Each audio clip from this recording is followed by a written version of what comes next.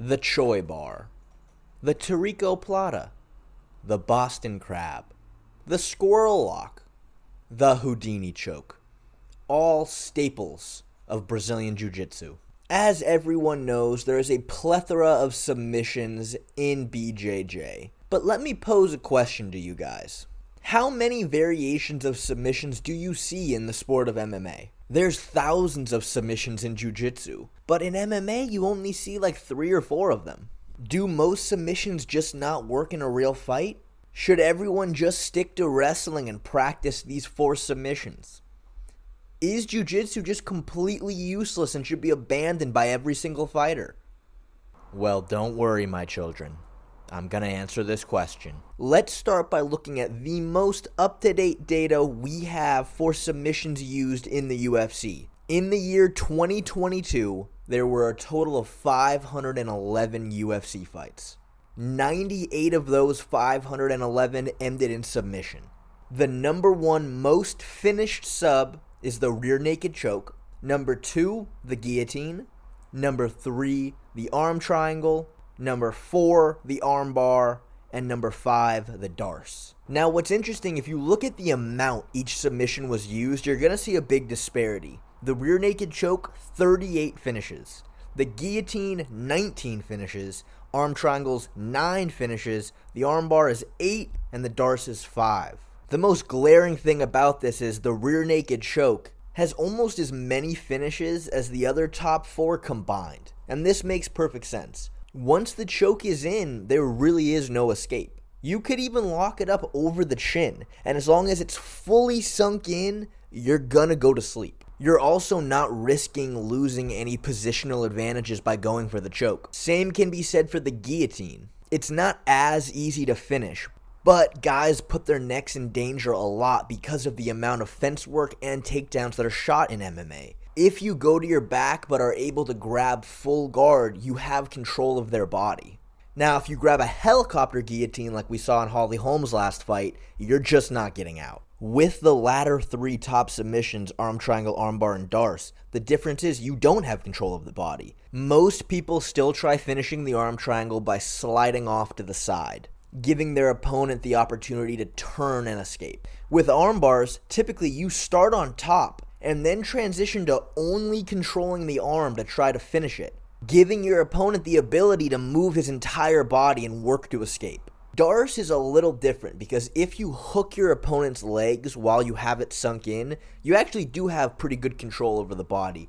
But it is difficult to finish unless you have long arms, and realistically, you're only gonna find it from top half guard most of the time. So there we go, right? Why practice jiu-jitsu if the only 2 submissions you're realistically gonna see at the highest level is rear naked chokes and guillotines? Well, let's look at the submission statistics for the 2022 ADCC World Championships. This is the pinnacle of grappling. Now, there were 511 UFC fights and only 60 matches at last year's ADCCs. So the sample size is definitely not the same, but we may see some patterns here, who knows. Number 1, rear naked choke with 11. Number 2, armbar at 6. Number 3, heel hook with 5. Number 4, guillotine with 3. And then tied at number 5, we have triangle and arm triangle, both at 2. The only 2 different submissions on the list is heel hook and triangle. But on the UFC list, triangle would have been number 6. The darce just edged it out. So at the pinnacle of both sports, it seems like one may be able to make the argument that there isn't that much variability in what works and what doesn't. And I don't think this should be a surprise. Just like in MMA, jiu-jitsu players are going to prioritize maintaining dominant positions rather than going for subs. They're not going to risk wasting energy going for low probability submissions when they can go for higher ones like the rear naked choke. And the submissions you see most are the ones that allow for the most control while going for the finish. It's all the same. The only wild card is the heel hook. Why is that? For those uninitiated, the heel hook, it's a different kind of submission.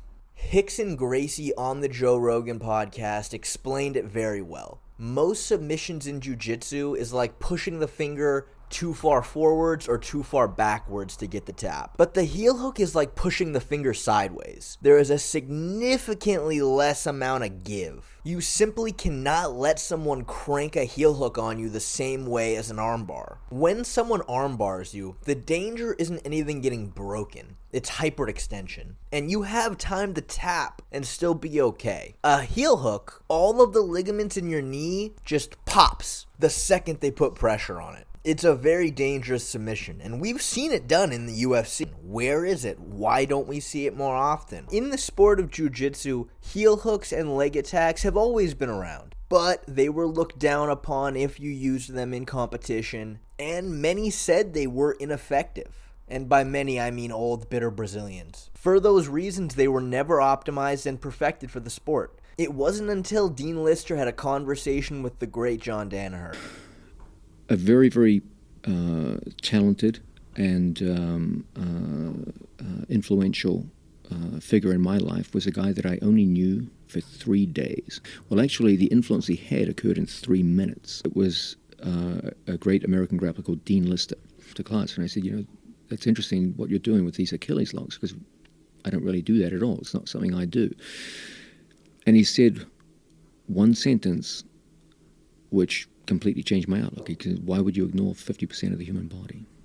Danaher would then eventually go on with his 3-star students, Gary Tonin, Eddie Cummings, and Gordon Ryan, who had displayed leg locking and heel hooks to a level never before seen. This would eventually culminate into the formation of the Danaher Death Squad. I don't know if you will ever come across a training room with higher level grapplers than they had. Now, what is fascinating to me is we've seen this complete metamorphosis with sport jiu-jitsu. But in MMA, this hasn't been the case. We've seen some high-level leg lockers. Beneil Dariush will go for leg locks. Charles Olivera will go for leg locks. Jack Hermanson heel-hooked Kelvin Gastelum. But nowadays, whenever a UFC fighter does a grappling match against a professional jiu-jitsu player, there's always a no heel hook rule. The announcers will always mention, it's just to keep the MMA fighters safe because heel hooks are so dangerous.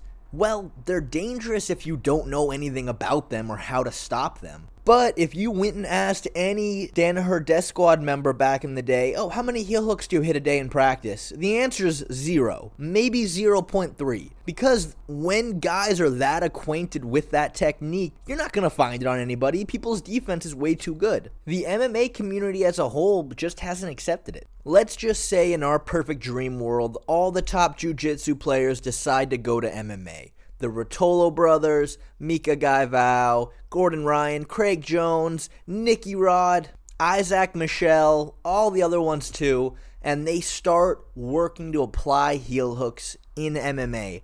What are the challenges they're going to run into, and how are they going to get around it? We all remember Ryan Hall getting viciously knocked out by Ilia Topuria while going for leg locks. In fact, I remember hyping him up to all my friends before the fight, telling them how much of a beast Ryan was, how all these fighters are avoiding him like the plague, and I didn't know who Ilia was at this point. And let's just say I have never lived that one down. Gary Tonin has a very similar example.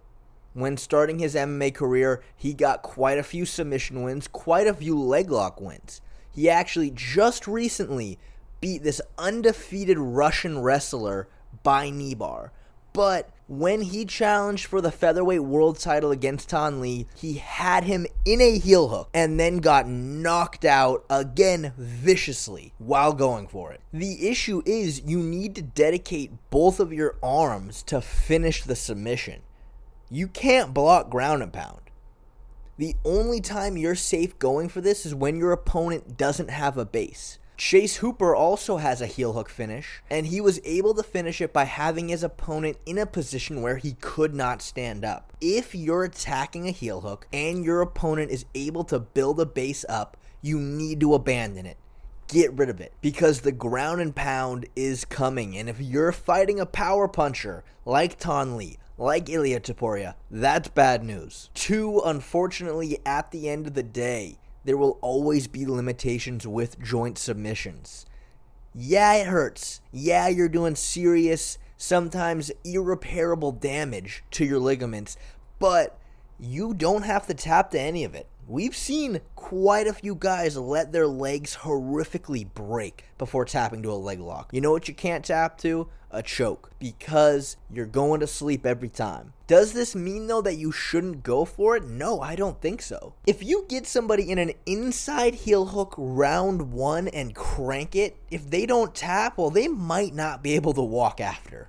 Just that simple. In the sport of MMA, the defense is not to the same level as it's evolved in Jiu Jitsu. If a real high-level leg locker comes with more optimization, like a Ryan Hall, like a Gary Tonin, you won't just see more finishes, but guys will have much more ability to threaten off their backs. Put certain fighters, like wrestlers who don't deal with leg locks, in positions where they're in danger. We all saw what happened when Charles Olivera went for a leg lock against Islam Makhachev.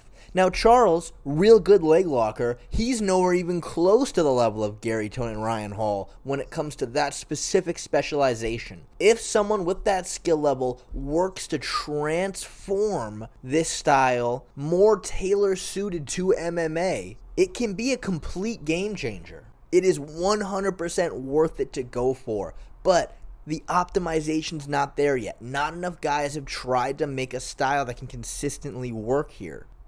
To sum everything up, you need to 1. Specialize in this style, starting with sport jiu-jitsu. Get really good at getting the inside senkaku. Get really good at controlling 50-50. Get really good at knocking your opponents off a base so they can't stand up while you're attacking the legs. Then crank it. Doesn't matter if they don't tap, do damage, win the fight. It's doable. We just gotta wait for someone to come along and make it work.